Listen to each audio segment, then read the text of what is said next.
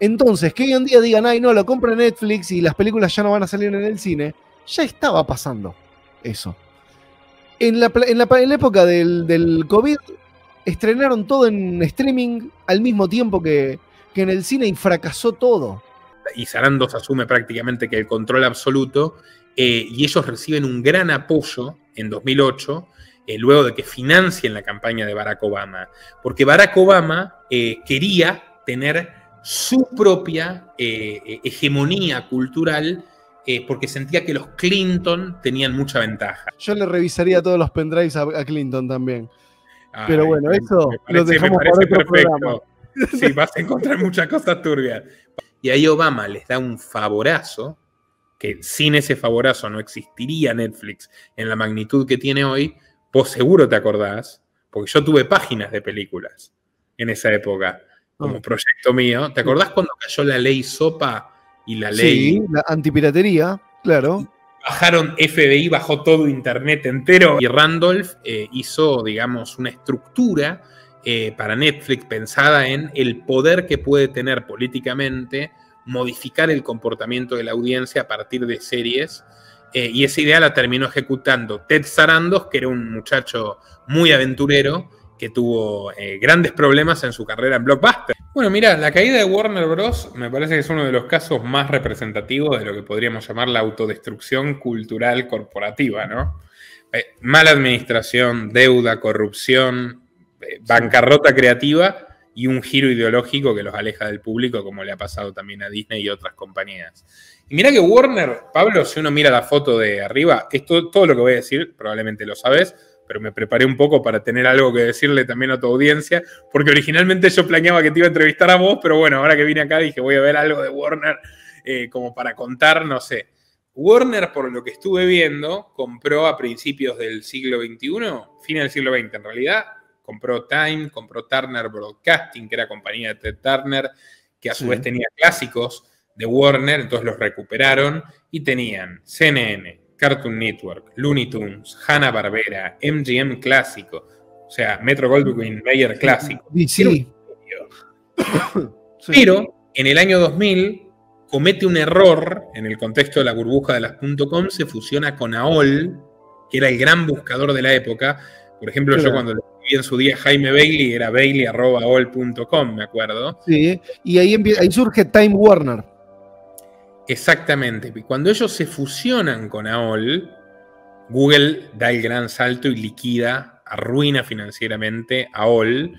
Warner empieza con un agujero de deuda que va acumulando hasta 900 millones de dólares de deuda. Tras el desastre ponen de CEO un señor que llamó Barry Meyer, desde el 2001 hasta el 2013, y él tenía que evitar que el estudio quiebre. Reestructuró la deuda, simplificó divisiones, congeló cualquier proyecto que le parezca riesgoso, calmó accionistas, pero ya estaba bastante complicado. Recién en 2016 pudieron pagar la deuda por el tema de AOL, y luego vino Kevin Sugihara, del 2013 al 2019, donde ya la crisis pasó de ser financiera a ser una crisis moral.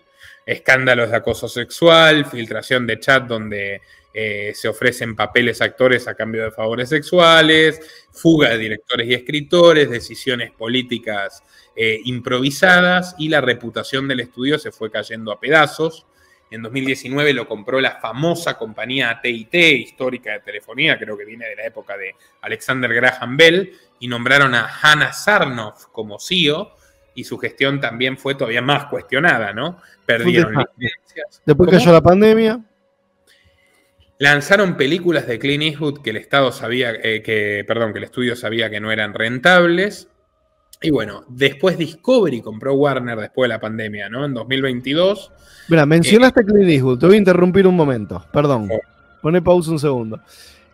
Ahora que mencionas a Clint Eastwood, ¿está todo el mundo ahora rasgándose las vestiduras de que va a desaparecer el cine, la experiencia cinematográfica, porque compran Warner, no sé qué?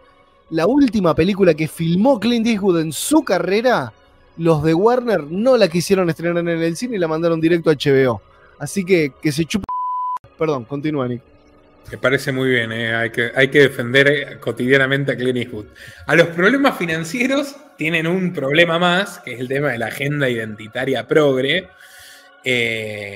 Por ejemplo, tiene una película llamada Aves de Presa de 2020. No sé cómo era el título en inglés, seguramente vos la conocés. La promocionaron sí, como una película feminista con Margot Robbie, sí, con un marketing ideologizado, hostil hacia la audiencia masculina. Muchísimas espectadores mujeres dijeron que era una película forzada, fracasó miserablemente en taquilla. Después hay otra que se llama Space Jam, una nueva era, protagonizada por LeBron James.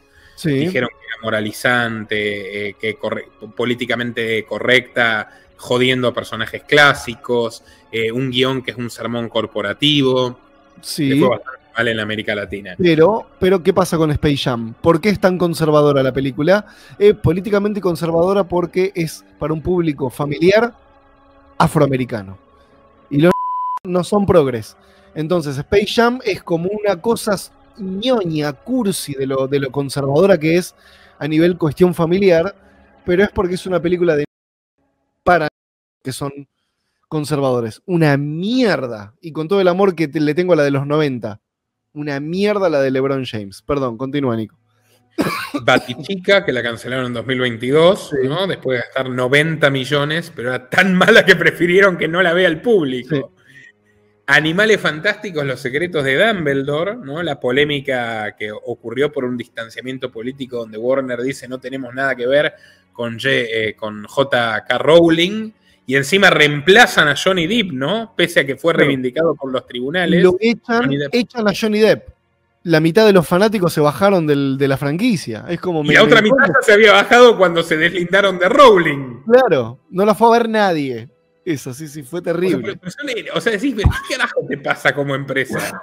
¿Quién te llama a pelearte con un actor cuya reputación fue limpiada en la justicia? O sea, ¿qué más querés? Y con la autora de la obra. O sea, es suicida. Y después también tuvieron problemas con la serie Velma. Vilma ¿Estás ahí? ¿Me escuchás?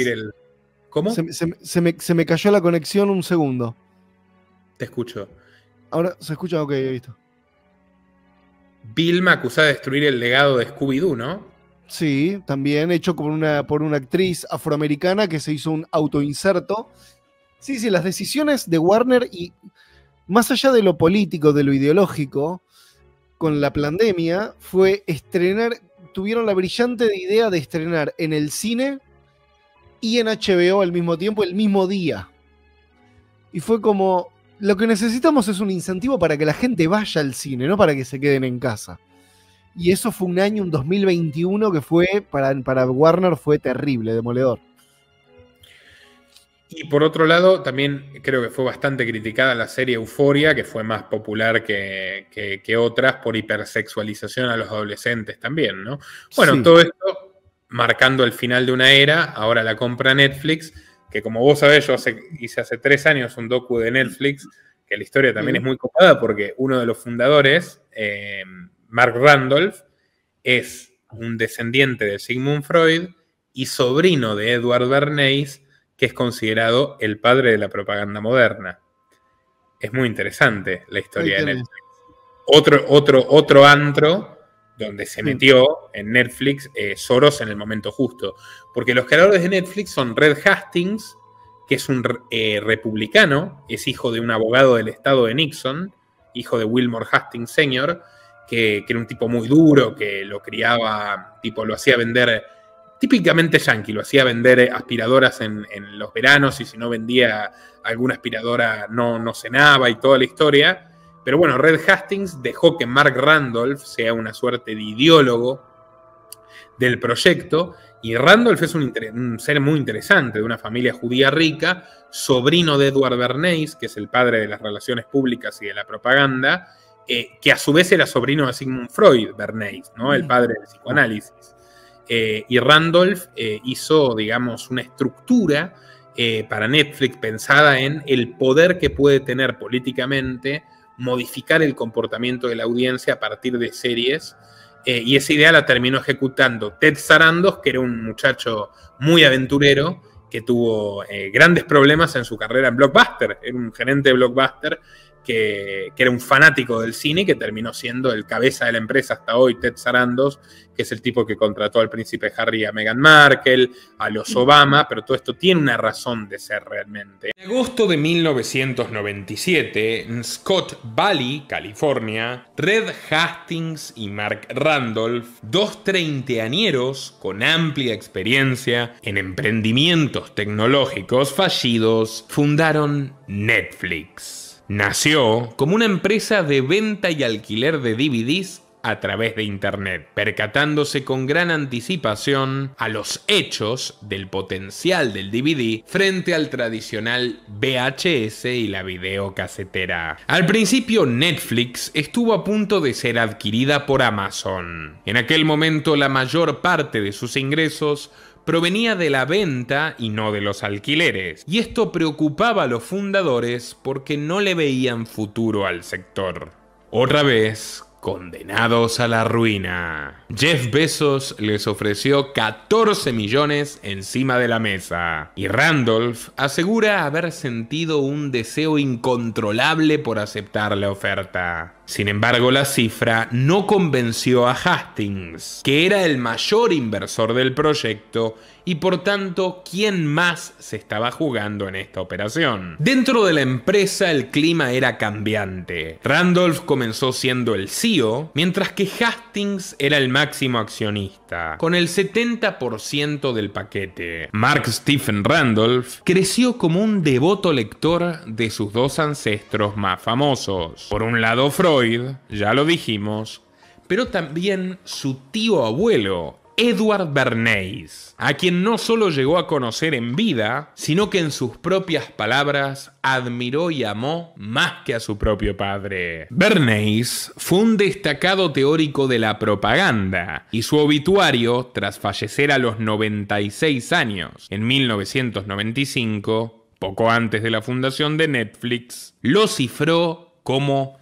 el padre de las relaciones públicas. Para contextualizar quién fue este tío tan inspirador para Randolph, quién fue Edward Bernays, tomemos en cuenta que ante todo fue un prodigio. Nacido en Viena, llegó a Estados Unidos con sus padres de pequeño y a sus 15 años ya había terminado la secundaria. A los 20 se graduó de la Universidad de Cornell con el título de agrónomo, pero eligió ejercer el periodismo. Y no cualquier periodismo, uno verdaderamente visionario. Sin formación alguna en el campo médico, pero consciente de la hipocondría que formaba parte de la idiosincrasia norteamericana, Bernays fundó dos publicaciones especializadas, pero al mismo tiempo dirigidas a un público amplio: la Medical Review of Reviews, el review médico de todos los reviews, y la Dietetic and Hygienic Gazette.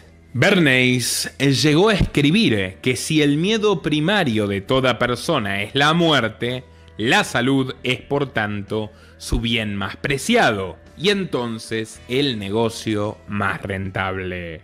Siendo así, la difusión de las supuestas formas de cuidar tu salud será una fuente inagotable de ganancias. Bernays no solo se dedicó a convencer a millones de estadounidenses de que estaban enfermos, a venderles fármacos innecesarios o dietas exóticas. Llegó a producir la obra de teatro Las Averiadas en Estados Unidos, con una serie de modificaciones que publicitó como herramientas para la educación sexual y anticonceptiva de la gente común. Sin embargo, Edward no profesaba un particular cariño por su familia, aunque supo explotar las conexiones de su mujer. Notablemente más sano que ella, Bernays se quedó con su agencia publicitaria y amasó fortuna promoviendo el tabaquismo femenino. Sí, tal como lo oyen. Bernays diseñó la primera marca comercial explícitamente feminista de la historia: los cigarrillos Antorchas de Libertad, que, vaya ironía, contenían el doble de nicotina que los que fumaban los varones. Todo esto con el fin de asegurarse el enganche rápido de las nuevas consumidoras. Por tanto, Mark creció recibiendo lecciones sobre manipulación de las masas del tío Edward, quien pagó por su carrera de geología en el selecto Hamilton College de Nueva York, que terminó a duras penas y con calificaciones mediocres. El joven Mark, en los años 80, quiso seguir los pasos de su mentor y sacarle provecho a la naciente y prolífica industria del Internet. Tras un breve periodo trabajando en la discográfica Cherry Lane Music, fue despedido por desviar fondos de la gerencia de ventas por correo postal a su propio proyecto no autorizado de ventas por correo electrónico. Con 32 años, en 1990, Mark Randolph había fundado y fundido, respectivamente, 3 empresas dedicadas a la venta por email. Estaba tan endeudado que terminó viviendo en la habitación vacía que había pertenecido a una de las hijas del tío Bernays, quien había partido para estudiar a Cambridge. Como podemos atestiguar, la inteligencia no siempre es hereditaria. Rodeado de muñecas y maquillaje adolescente, Randolph pasaba sus tardes desarrollando tesis sobre cómo influir y retener clientes a través del correo electrónico. Aconsejado por su tío de 90 años, que, ya viudo, seguía sintiendo un poderoso interés por manejar a los seres humanos como si fueran marionetas. Tras la muerte de su tío y varias incursiones breves en Silicon Valley, Mark conoció por accidente a Red Hastings, entonces dueño de la poderosa Pure Software, y logró seducirlo por completo cuando le dijo que el verdadero tesoro del futuro serían los datos que puedes extraer de tus usuarios y la capacidad de dominar sus mentes a partir de dicha información. En 1996, y como ya vimos, la dupla Hastings-Randolph comenzó a pergeñar la idea de Netflix, que se inauguraría al año siguiente. Hay que decirlo, pese a su severidad en el trato, pues es unánimemente descrito como un jefe tiránico, Hastings es un hombre fácilmente impresionable, que se deja llevar por las corazonadas. En 1999, y tras 3 años de mucho esfuerzo para escasos resultados, un modesto gerente de sucursal de Blockbuster, la cadena de alquiler de videocassettes, logró impresionarlo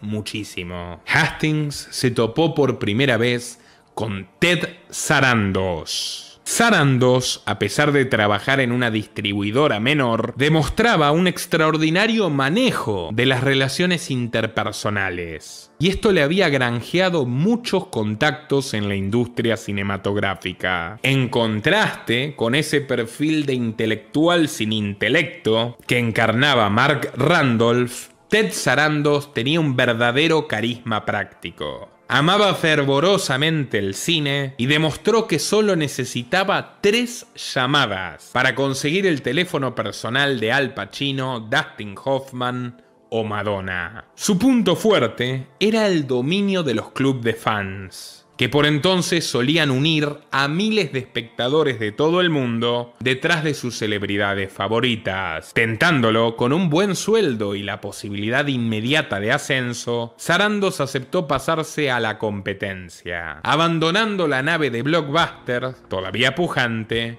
y uniéndose a la errante canoa de Netflix, donde pasaría a ser, de la noche a la mañana, codirector ejecutivo y poco más tarde, el flamante director de contenidos. Mark Randolph, que ya se desempeñaba como el primer CEO de la marca, se tomó como una terrible ofensa que Hastings le designara de prepo un número 2, que le ponga un número 2 sin preguntarle. Y las fricciones entre Randolph y Sarandos tardarían poco en determinar la salida del primero de este proyecto. El único gran aporte de Randolph antes de su renuncia en 2002 fue el diseño minucioso de la interfaz de usuario para el catálogo de películas que ofrecían en alquiler. Una interfaz unida a un software de investigación de mercado programado para perfeccionar de manera inmediata la experiencia del usuario. Luego existe toda una leyenda corporativa sobre los supuestos cuadernos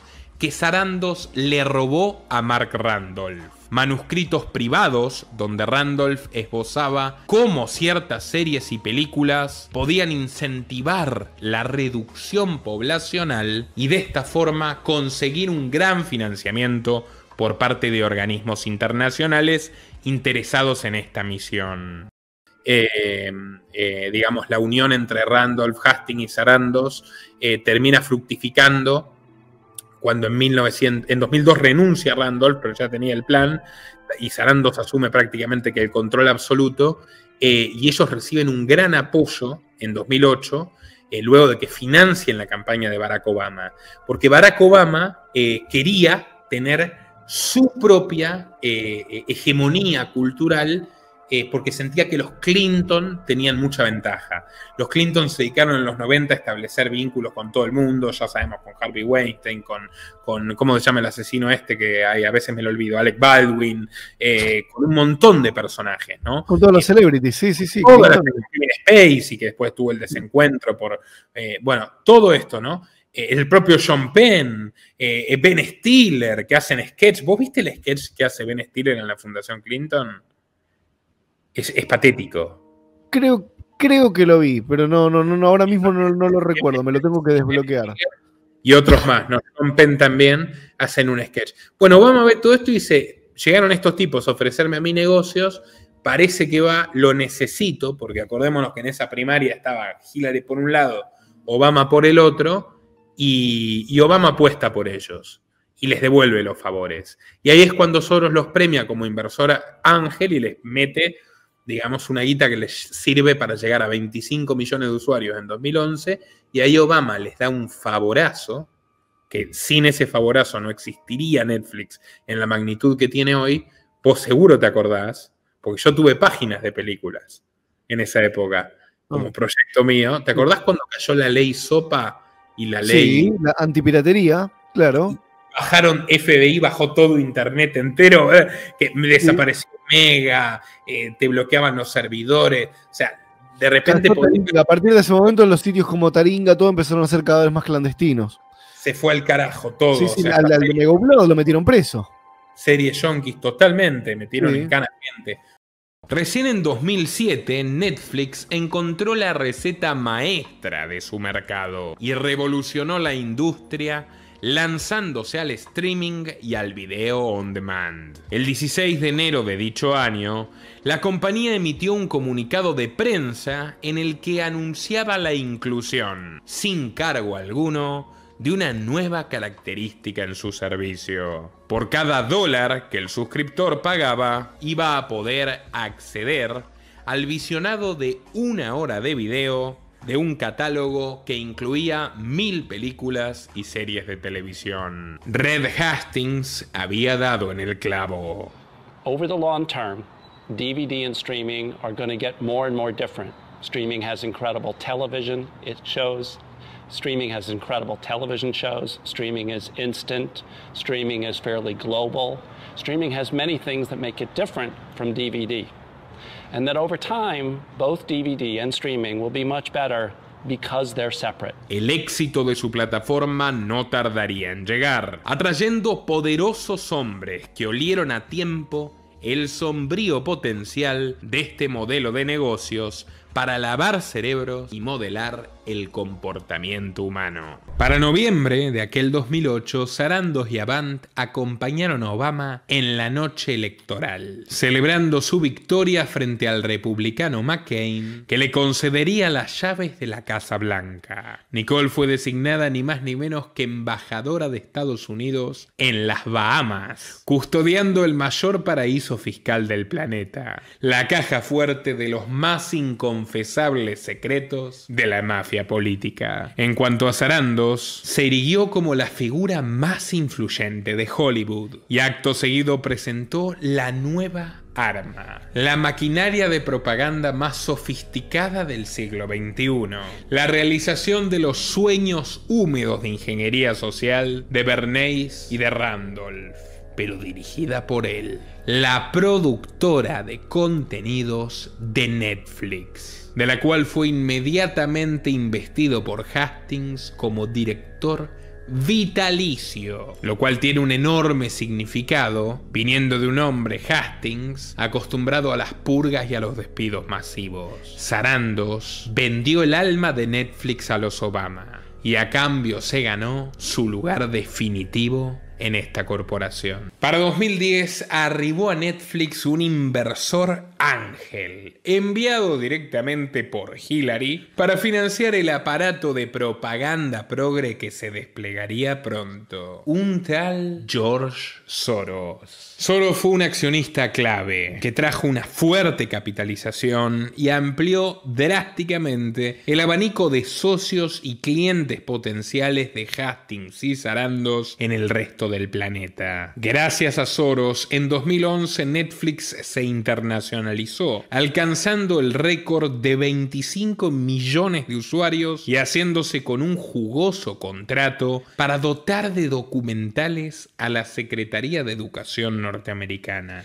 Ya desde entonces, Sarandos excluyó de la lista de países donde Netflix operaba a los que Hillary Clinton le dictó en persona, según él mismo admitió, sin ruborizarse en una entrevista concedida al sitio Wired. Siria, Libia e Irak, que estaban masacrando las tropas estadounidenses en aquel instante, y China, Corea del Norte e Irán. La ideologización progresista del contenido no fue un fenómeno espontáneo ni aleatorio. Responde a una política deliberada de la empresa, al propósito fundacional de su división de contenidos, un aparato nacido para sistematizar el adoctrinamiento, para inocular racismo inverso, ideología de género, feminismo misándrico y ecofascismo en cada uno de los programas y largometrajes de su menú. Pongamos la lupa por encima de esta maquinaria. El sueño precoz de Mark Randolph, que ahora se hizo realidad y al mismo tiempo es una condena para las finanzas de la compañía. El plan woke comenzó realmente a principios del 2013, cuando Netflix cumplía un lustro del streaming, gozando del éxito que les produjo adquirir series y películas taquilleras, dignas piezas del séptimo arte que se engendraron en tiempos de libertad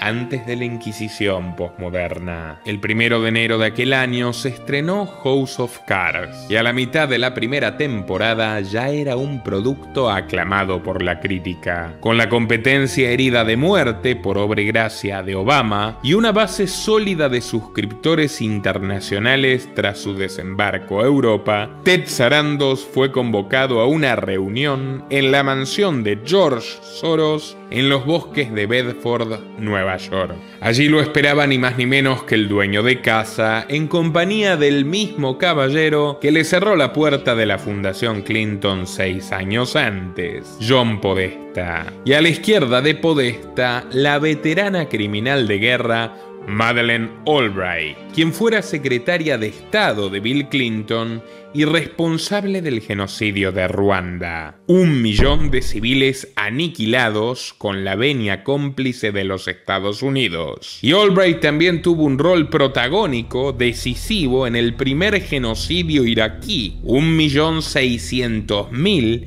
niños iraquíes fallecidos por hambre. Llega el señor Sarandos como cuarto jinete del apocalipsis a merendar junto al anfitrión, Podesta y Albright. Sin embargo, todavía quedaba por sumarse un quinto participante. El mayordomo de Georgie poco tardaría en darle paso a un pulcro académico que supo darle forma al nuevo orden global, primero desde las aulas de Harvard y más tarde desde el gabinete de Clinton, en el cual trabajó codo a codo con Albright y Podesta. Me refiero a Joseph Samuel Nye Jr., el autor del magistral concepto de soft power, poder blando. Nadie sabe con exactitud qué discutieron a puertas cerradas aquella tarde primaveral, pero la sola presencia de estos 5 personajes permite elaborar hipótesis muy sugestivas. Comencemos por la idea que hizo rico y famoso a Nye, y que vemos perfectamente plasmada en Netflix desde aquel instante. En su libro de 1990, La naturaleza cambiante del poder americano, Nye formula que el poder blando es la capacidad de un actor político para influir en las decisiones e intereses de los demás, valiéndose de instrumentos culturales articulados o no por la diplomacia formal. Esto significa, en castellano, penetrar el cerebro de las masas extranjeras, moldear valores, arquetipos y estereotipos útiles para mantener determinados lazos de sumisión o servidumbre. Es una reversión, en materia de relaciones internacionales, de la vieja fórmula de la ideología general de Antoine de Stud-de-Tracy, la superestructura de Marx o la hegemonía de Gramsci. Nye escribió que un guionista de televisión, una cantante pop o el director de prensa de una organización no gubernamental pueden permear en el espíritu de los pueblos lejanos con mucho mayor eficiencia que los misiles o las sanciones económicas, herramientas del poder duro o disciplinario. El poder blando logra que otros anhelen las metas que tú les propones, que admiren tu sociedad como un ejemplo a seguir. Tú cooptas los corazones, no los coaccionas. Generas activos que producen atracción, porque la seducción es siempre más poderosa que la violencia. Y vender la democracia es más barato y más rentable que imponerla. Nye sostuvo que el poder blando es una manera de construir hegemonía a largo plazo, y no tuvo problemas en admitir que Hitler, Stalin y Mao Zedong pudieron perpetrar las peores aberraciones con la indulgencia que les proveyó haber convencido a sus seguidores de que eran metas heroicas o indispensables, gracias al poder blando. Si el pobre Randolph hubiera tenido la oportunidad de conocer a Nye en persona, probablemente habría experimentado un orgasmo. Es fácil deducir el rol que juega Netflix en este esquema, y el contexto de este encuentro dice todo lo demás. El segundo gobierno de Obama se caracterizó por intensificar la progresía como religión de Estado en Occidente. Podesta, por ejemplo, trabajaba en aquel año en la articulación de los objetivos de su desarrollo insostenible de la Agenda 2030 de la ONU, que son los mandamientos del gran reinicio económico y social que experimentamos en la actualidad. Al mismo tiempo, mientras conspiraba abiertamente por tomar el control de las viejas religiones, no vaya a ser que se opongan a sus planes y supongan un estorbo. Y allí la tristemente célebre Primavera Católica, que aquel año 2013 derrocó a Benedicto XVI para poner en su lugar al actual ocupa del Vaticano, el Papa ecologista, que se encargaría de presentar la agenda en Nueva York personalmente, fiel a sus patrones. La manera de encubrir esta siniestra operación que llevó a un asesino con las manos manchadas de sangre al trono de San Pedro fue a través de la película de Netflix Los dos papas, que romantiza y humaniza a Bergoglio, tergiversando su pasado a tal punto que el espectador termina teniendo ganas de compadecerse con él. Una trama ficticia que encubre la tétrica realidad. Jorge Bergoglio no fue un curita temeroso y dubitativo, como muestra Sarandos, sino un traidor psicópata que entregó a sus amigos y discípulos para que sean torturados y asesinados por la última dictadura militar argentina, con la que pactó personalmente sin que le tiemble el pulso. Y en concreto al almirante Macera le entregó un doctorado honoris causa de la universidad jesuítica que dirigía, a sabiendas de que esa misma semana sus hombres, los hombres de Macera, violaron, mutilaron y lanzaron todavía viva al mar a la catequista Emilia Mignone, que el propio Bergoglio denunció sin pruebas por subversiva. Ya en este tipo de propaganda criminal, Netflix empezó a exponer sus debilidades. La biopic de los dos papas fue financiada con millones, pero su recaudación rozó apenas los $360.000, es decir, que no alcanzó ni para pagarle el sueldo a Anthony Hopkins.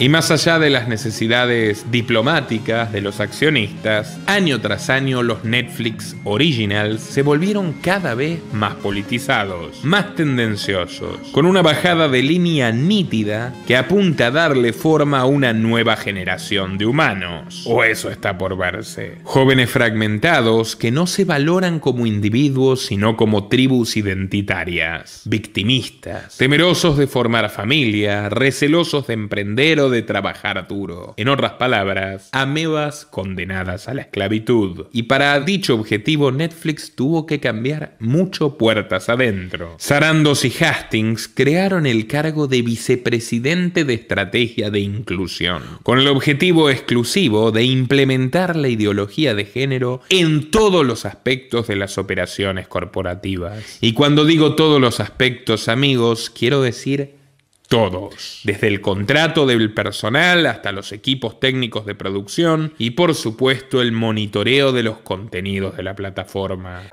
El auge de Netflix se explica a partir de esa ingeniería social y política que le terminó devolviendo favores a Obama. Después lo contrataron a Obama y a la mujer le dan millones de dólares y todas las películas que hacen son un fracaso, todas las series que hacen son un fracaso, pero básicamente los están premiando por haberlos hecho lo que son, ¿no? Los nuevos amos y señores del cine y las series americanas. Era la única forma de combatir la piratería, haciéndote pagar una suscripción, lo mismo con la música, con Spotify. Vos pagás una suscripción y tenés el acceso a este servidor directamente. Esto lo anticipó Ben Affleck en una entrevista que le hicieron tipo en 2003, que estaba tipo en esa época explotado el mercado del DVD. Y él dijo, va a llegar el día en el que así como estaba en ese momento como empezando la idea de lo que iba a ser el video on demand en el cable digital, que podías rentar la película en DirecTV, ¿no? Los primeros video on demand. Y él dijo, vos vas a pagar tanta plata todos los meses por tener toda esta biblioteca de películas. Y terminó pasando. Ben Affleck, un tipo que drogadicto, borracho, mujeriego, putaniero, reventado barrilete. Gran actor. Gran actor y un gran entendedor de la industria del cine y de Hollywood. Es un chabón que entiende y que sabe una barbaridad. Mirate cualquier película dirigida por Ben Affleck y aparte de actuada por él, y te vas a encontrar con una muy buena película, como, no sé si viste la historia de la zapatilla de Nike, la de Jordan, la de Michael Jordan, que está protagonizada por Matt Damon, y es como Nike se reinventan para recuperar. A mí me gustan las películas así de historias de empresas o de emprendedores. Y fue sacar la línea de Michael Jordan y nada, está muy buena. La peli esa la dirigió Ben Affleck, es de hace 1 o 2 años. Y dijo eso y lo anticipó. Y al final, bueno, se terminó cumpliendo. Ahora, yo te digo lo que creo, no creo que el cine vaya a desaparecer. Por ahí se va a hacer un poco más nicho, ya lo es. Este fue el peor año de la historia de Hollywood. Y te repito, se rasgan las vestiduras por Warner. Los propios de Warner hicieron que la película final que filmó Clint Eastwood, uno de los tipos que viene aparte trabaja con Warner de hace 50 años, filma para Warner, Clint Eastwood. Y no me estrenás, sabés que es la última, tipo 100 años tiene Clint Eastwood. Es su última película. No, mandala directo al streaming.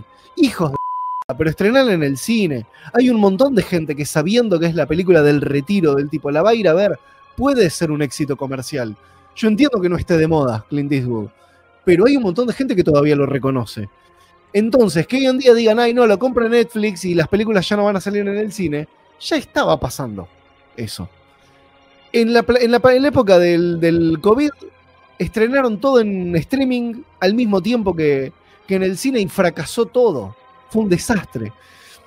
Así que la verdad que yo estoy un poco en modo como el Joker en la segunda película de Batman. Quiero ver el mundo arder. Está implotando la industria de Hollywood de una forma que si me dicen, no, esto puede provocar un caos terrible, espectacular, dale, sí, que venga, que la compre Netflix. No, te entiendo perfectamente porque Vos sos un experto, yo no, pero yo también soy cinéfilo y también estoy hinchado las pelotas de que se metan con un arte tan noble como es el cine. Y si tenés ganas, porque la verdad es demasiado bueno, podemos ver con el público el spot de esta pandilla de forros para los Clinton, sin vergüenza alguna, pero que hay que reconocer que tiene su gracia. Sí, lo conozco. Este sketch es un clásico, sí. All right, come on. Bueno, por otro lado tenemos a Paramount. Ahí es otro tema. President Clinton called on us to use our celebrity creativity to brainstorm new initiatives to help his foundation do even more good in the next 10 years. It's going to be calling. Todos famosos, los que están ahí. Yes. First of all, thanks for ¿Esa quién es? It's been a while. Esta es Kristen Wiig, 3 words. Global... actriz de Saturday Night Live, una comediante. Global Breathing Initiative. Keep talking. Okay, well, we all know that the foundation has retrofitted buildings all over the world to reduce carbon emissions, but what Matt about Damon. Inside the building? So you're saying, what are you saying? Every time we exhale, we release carbon Sean Penn. emissions, right? So what if everyone in the world holds their breath for 1 minute every day? I know they say there are no bad ideas in brainstorming, but that's a horrible idea. Is it? Please don't say anything like that again. Is it horrible? Or is it the best? What do you got, Danson? You've been pretty quiet. All right, off the top of my head, what if we were Este es to de start de Cheers, que tiene un comediante de series de sitcoms americanos. Esta chica ahora mismo no recuerdo el nombre, pero es la chica de Volver al Futuro 3, la que se enamora del Doc en Volver al Futuro 3. Clara.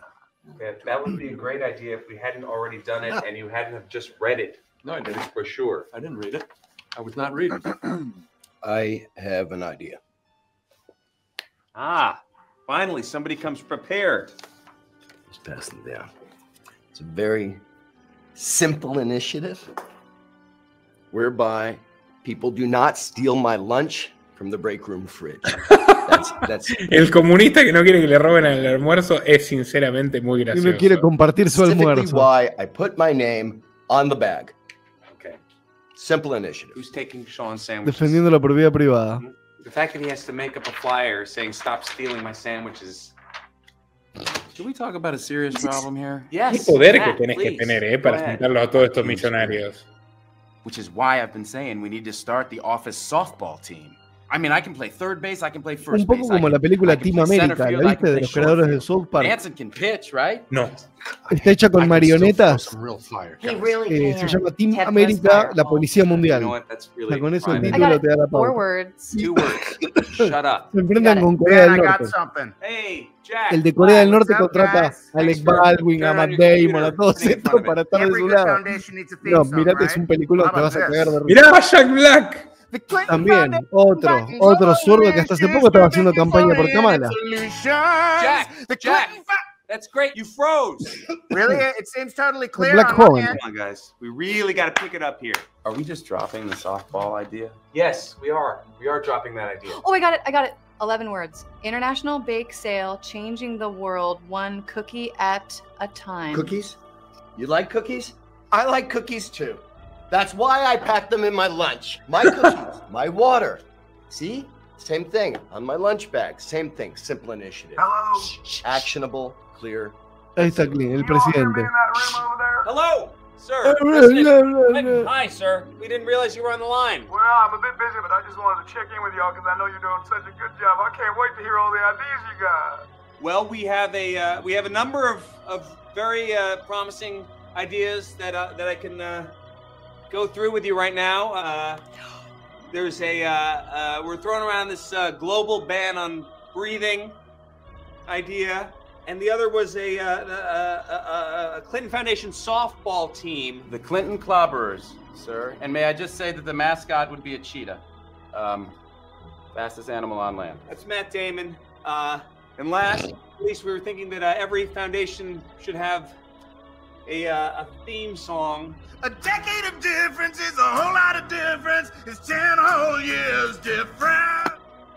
I'm gonna be honest with you. In all my years of public service, I have never, and I mean never, heard heard so many amazing ideas in one sentence. Típico político chanta. Sir. Thank you. That's what we think too.